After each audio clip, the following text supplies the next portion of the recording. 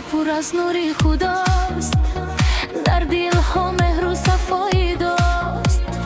کوچه با کوچه صدای تکبیر آمده به خانه دلگیر. مادر رو دام میکنه دارم، پدر میخندد با احترام.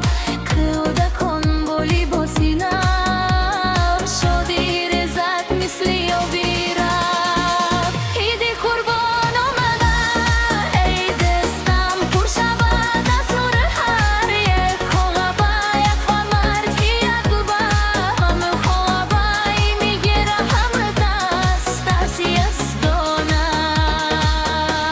لبخند زنی و رز رزی نور باشد دل همه پر سرور. با دعا و با محبت میآید قربان با رحمت.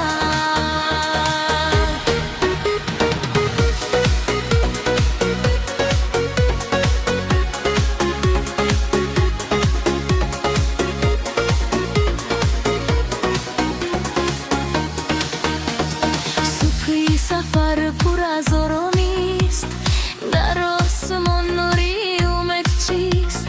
هر کس به یاد دل است و خویش میکند امر محوز مغربش. دستی فقیر را بگیر آرام تا شود زندگی شیرین کام. قربانی تنها بلشت نیست، مهری دل و نیتی پاک هست.